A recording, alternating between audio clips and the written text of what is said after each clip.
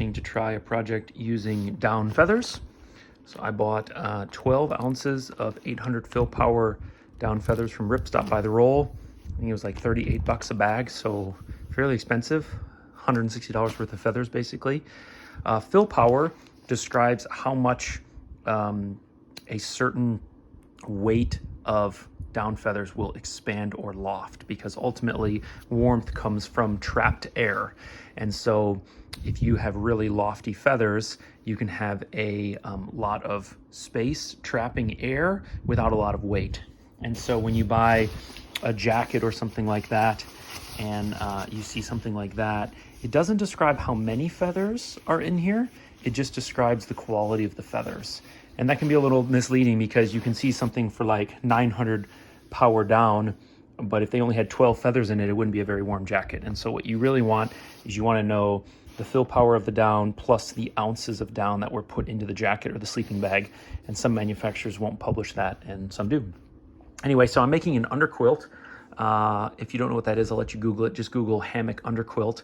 And basically, when you're in a hammock, if you were to try and sleep in a sleeping bag, your back will crush the insulation underneath your back.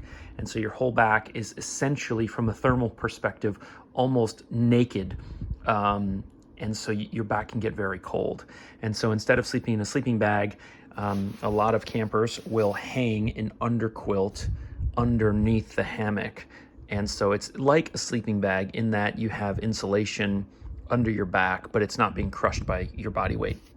So I started, I have this underquilt from Wise Owl. I got this on Amazon on sale for like, I think $28 or something. It was a really good deal. This weighs about 30 ounces. It's synthetic, so it's not down. And it does a good job. Oh, looks like there's some workmanship problems there. It does a good job. I'm actually quite satisfied with it for the price. But I just wanted to try something different. I'm gonna save in the end probably 15 ounces by doing it out of down. And 15 ounces for $200 probably doesn't make sense, but it's also developing a skill and a hobby and all of those kinds of things. So just to walk you through how I've chosen to do it. So basically, I use this as a baseline. This is about 60 inches wide and around 80 inches long. And I don't need all 80 inches long, because there was about 12 inches of material past my feet and before my head. So I'm basically making something that's gonna be 60 by 60, but then I'm gonna lose a little bit on the width as you hem the sides. So it's the usable length at the end is gonna be like 60 length and 56 width. So that's kind of how I came up with my dimensions. I had this to start with, which was a nice reference point. And then I basically looked around at some of the high-end down manufacturer websites, and some of them published how much down they put into their underquilts to achieve a certain temperature rating. And so that's how I ended up with 12 ounces. I just kind of copycatted some manufacturers. And then I asked the Ripstop by the roll folks what they would recommend as the lightest weight material. So this is 0.56 ounce material, which basically means a 3 foot by 3 foot section only weighs 0.56 of an ounce. It's extremely lightweight and very fragile, at least compared to other fabrics. And then as I was doing my research, I came across this guy on hammocksforum.net, Cat Splats. He's an engineer, no surprise, and he basically created this Excel document where you can put in your dimensions and it will do a bunch of calculations for you. Now, I've decided not to use this for the most part, because what this is really designed for is to help you figure out how to cut the fabric to get what's called a differential cut, which is basically where the part that lays against the hammock is flat, but the part that faces the atmosphere is kind of rippled like that, like you're used to on a down garment. And the reason that they want the one side flat and the other side like this is because with clothing like this, where the sewing is, you basically have a cold spot. So you basically have really good insulation here and bad insulation right there. And so they are basically, you basically have this blue inner fabric which touches your hammock, and then you sew in these walls, these baffle walls, and then you sew your outer fabric. And that's supposed to diminish the amount of heat loss that you get through these tightly sewn stitches. I've decided not to do that. for several reasons. For one, my sewing skills are not that good. I don't really want to add all of that extra complexity, which looks to be relatively difficult. And I have jackets from Eddie Bauer and Cotopaxi, and I've seen Patagonia jackets, and they don't do this. They just live with this. And so I'm kind of the opinion that it's good enough for me. So right now I've just decided to use 8 total longitudinal baffles, because that allows me to break up these 3-ounce bags. So basically I have 4 bags, cut them in half, then I get 8 segments. And basically what I'm gonna do is I'm gonna weigh these bags to figure out how much the Ziploc weighs. And then I will basically cut a corner and distribute some of the feathers, and then keep weighing the bag until it's half. Because once you open this up, feathers go everywhere, and it's supposed to be quite disastrous. So right now I've just marked out where my baffles are gonna go, and I'm gonna straight edge mark them, and then basically fold the fabric over on itself, so I don't have to fold here, which will be like the foot end or the head end. And then I'm just basically sewing some lines, and then I'll have to stuff the down in and then sew it at the top to seal it. So I'll cut back in a few minutes or a few hours when I'm on the next step, but I just thought I would show the layout and give credit to this guy, Cat Splats. You can just Google underquilt calculator, and he's got some helpful stuff in here that you may want to reference. It's a little too complicated for what I think I need. But yeah, that's the project for today, and maybe that gives somebody an idea of how to do it a little bit more simple than this, because this is what I keep finding all over the internet, and in my opinion, this is significantly more complicated for what I think is probably a marginal performance improvement. So it was a little intimidating, and so when I came across this simpler way to do it, I thought I might share. I actually made a mistake and I marked the wrong side. Based on what I've done on other projects, but that doesn't matter. So basically I started with a bigger area, and taping down the corners made a really big difference. It was driving me crazy without it. Just painter's tape is a good solution. And then I used tape measure and a level as a straight edge, and one of these silver Sharpies, the metallic ones, which shows up on the black really well. One thing you want to do, especially when you're working with a fluid material, is instead of just, let's say you have, 8 measurements, 2 inches, 9 inches, so on and so forth, you want to go from this side over and then from this side over, and then split the difference. Because if you just go from this side to this side, then you'll actually be a little bit inaccurate, because everything flexes and moves a little bit. And if you go from both sides and then you split the difference, that works really well. So a good example of that is basically I had this mark when I came from one direction, that mark when I came from another direction. And that may not look like a lot, but if you're off a 1/4 inch every time, by the time you get to the end, you're out by like 2 inches. So, and then I basically just taped all of the seams together, so that as I do the sewing, everything hopefully has a tendency to stay in place. And with big pieces of material like this, anything that's flexible, it's almost always better to start from the inside and work your way out.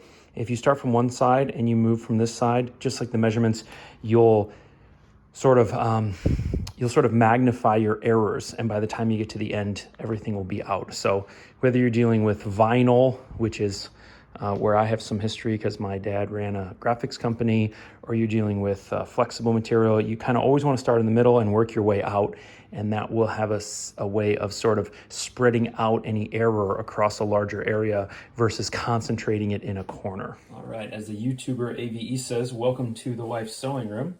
So I just thought I'd show 1 or 2 tricks I learned about these long baffles. First thing is taping the sides really helped keep everything together. I've done 4 already, learned a few tricks, and I'll just show them to you real quick. So what I have found useful is to bunch the material, keeping between your thumbs the line, in my case silver, that you're going to be sewing. And then laying it in your lap, like so. What that does is, as it comes off, it's more or less feeds into the machine evenly and straight. And once you have some material, then you can bring this kind of to the side over here and let it run along the table, but even that's not necessary. If you were to just let the thing sit on the floor bunched, it it's just not as easy. I mean, you can still do it, but it's just not as easy. So it's pretty simple. I mean, if you have these lines, all you gotta do is really follow them. So do a quick back stitch, and off you go to the races. And what I've been finding is something like 2 flat hands like this, and you just kind of guide the material as it comes. I check occasionally. You can also feel right here if you're starting to get multiple layers that are building up, which would be super bad.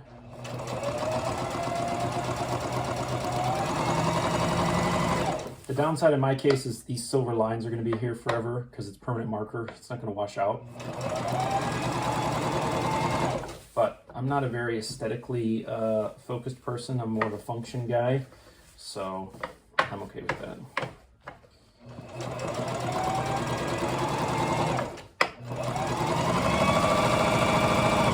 Once you have your tension and everything dialed in, you've done a couple, you can really start picking up the speed to get the project done quicker, but don't do that until you've really got it tuned up.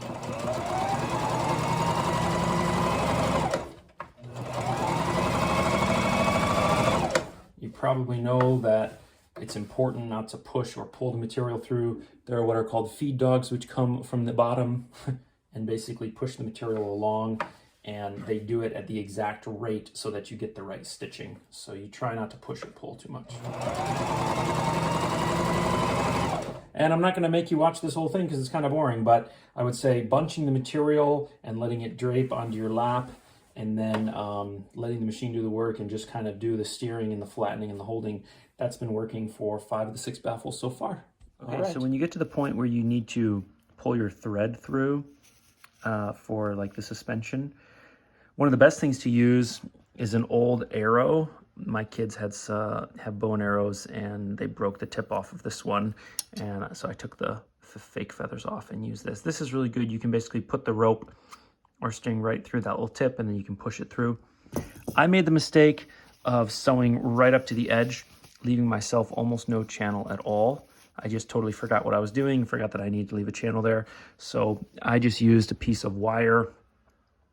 You bend it over so that you don't have a sharp point. You push it all the way through, and then at the end you attach your string. A bit of tape is a good idea. I just bent it over, but that's how you get your string through the channel for the suspension. Cutting this stuff, I mean, this is almost like a trash bag that you would use to take out your household trash. I mean, it's extremely thin, and scissors, I mean, you can try the whole like push and not actually snip with the scissors, but then when you get caught, it pulls and snags, and it's hideous. So one option is to do what woodworkers do, which is to put a piece of painter's tape on it. In woodworking, it keeps it from chipping out, but in fabric, it keeps it from skewing. But the method I prefer that I've used now on several different fabrics is one of these roller cutters. Olfa makes really good ones. I think Fisker makes some as well. And then one of these self-healing mats. This works really, really well. And you're obviously limited the length by your board, so you kind of have to cut and then push and cut and push. But nonetheless, it works really well. And then just take a lighter really quick and seal the edges so that it doesn't break. The acoustics won't be that good in here, so I'm sorry for that, but I'm in the bathroom and I'm stuffing the underquilt. I've done 3 of the 4 bags and learned some tricks, and that's why I wanted to film it now, giving you good advice rather than untested advice. So a couple things. There is several different methods that I read about on the internet, one of which was stuffing a tube like this with down, putting it down there, and then clearing out the tube. I didn't think that worked too well. Lots of down stuck to this thing. I also tried this tool, for those of you who are familiar with it, something mechanics use to pick up bolts that they dropped. This worked really well. It's just very slow. So the method that I ended up using and liking most is basically I would weigh my bag. They weigh about 3.8 ounces. 0.8 of that is the bag itself, because these are 3-ounce bags of down. I put it on the scale, and then I would basically take 3 big handfuls out of here, stuff it into one of the baffles, and then weigh it again until this weighed around 2.2 or 2.3, and then I would switch baffles and finish. I did try cutting this once I was at the halfway point and sort of stuffing it in and then flipping it inside out, it didn't work really well. Obviously, the bigger the baffles, the easier it'll be to get your hand and arm in there. These are 7-inch baffles, so it's helpful in my case that I can put my arm all the way down into it. One thing I didn't see anywhere on the internet, but I may have missed it, is the strategy of suspending your hammock somehow. So that's what I've done in this case, and that made a big difference because gravity then helps you out. And then at the end, what you can do is take a bandana or something and put it around your vacuum cleaner with a rubber band and turn it on, and then you can basically open, as an example, the bathroom door to create like a breeze, and all the down will kind of shoot up in the air in like a little tornado, and you can suck it all up, and then you can grab what you've sucked up and put it back in one of the baffles. So I don't know how interesting this is, but I'll film it real quick, and then maybe you can, maybe that helps you somehow. So I'm gonna weigh the down real quick. All right, so this is at 3.8 ounces. One thing you wanna do is work pretty slowly. Any fast or sudden movements will cause the down to go kind of everywhere. Some of the comments I'd read on the internet made it seem like working with this was going to be an absolute nightmare. I don't really think it's been an absolute nightmare. I mean, it's tricky, but I think nightmare is a little bit strong. Because down is so compressible, you can use that to your advantage. And this is going to look a little less professional because I'm trying to do it in a way so that you can see on the camera. As an example, I'm using my left hand instead of my right hand, and I'm doing that just for you. So I like to really put this kind of as far down as possible. That way it doesn't fluff back up at me. And then as you get your hand out of there, you kind of just, try and kind of clean off your hand on the way up. Oop, so that doesn't happen. But you can just grab them, the clumps. Blowing helps, although you gotta do that carefully because if you don't have like a linear enough blow, then it'll just disperse it all over the place. So like if it's far enough down the tube, blowing will push it further down the tube or the baffle. But if it's near the top, there's just too much turbulence.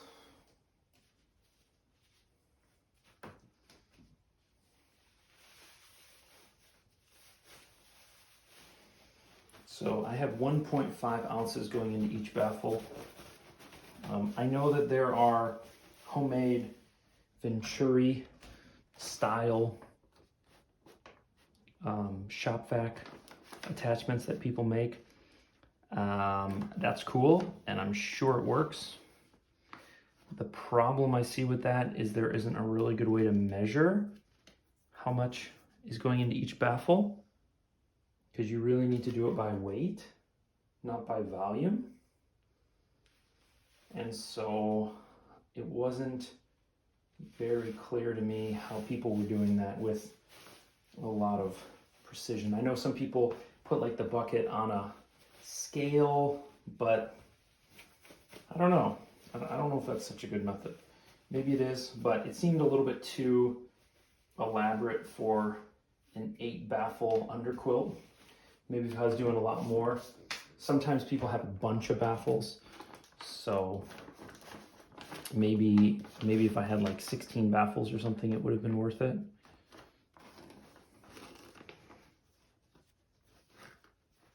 Okay, so this is probably my last one for this baffle.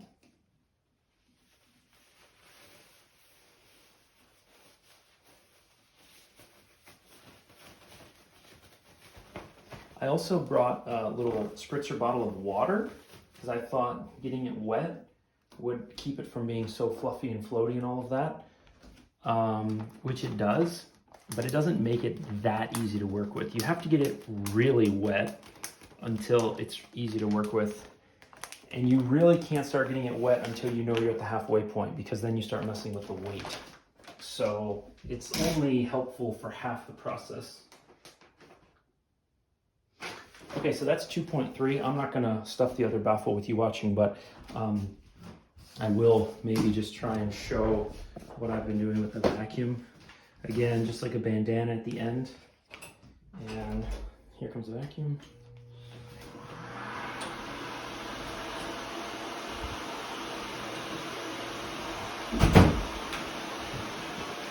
There's really not much. One thing you want to do is clean your bathtub before you start doing this. Otherwise you'll suck up a bunch of dust and debris. The nice thing is the down is super light. The down is super light, and so if you just create some turbulence, it'll come up in the air and then you can catch them. All right, that's enough of that. All right, there's the final product. 8 baffles turned out really well, and it seems like I have the right amount of down. I originally strung string through here, and later realized it just really needs to be bungee. I couldn't get it to work after a lot of tuning. This is super lightweight bungee. It might be a little bit too lightweight. This is like 1/16 of an inch, but I basically had this and then something that was way too thick. So we'll see this weekend if this is enough, but basically I have a bungee going here to control the scrunch, and then I have bungee going all along the length to control how this pulls up over. It looks a little short, but when I lay diagonally, which is what you do in a hammock, then basically it ends at my heels and my head. So it's enough for me. And to save weight and money, I did it that way. So what do you think, Peter? Nice and warm? Yeah. So it was a fairly easy project, but it was also a very intimidating project. So when you're dealing with $160 worth of feathers, which even to say out loud is ridiculous, and this big piece of fabric that you don't want to have to mess up, you know, it was a very intimidating project, and I had a lot of anxiety while doing it, but in the end, looking back, it actually wasn't that hard. You just kind of got to get over the feelings. So anyway, thanks for watching. Hope it was helpful for someone. If not, give it a thumbs down and go check out some of the other MYOG Make Your Own Gear folks on YouTube. Take care.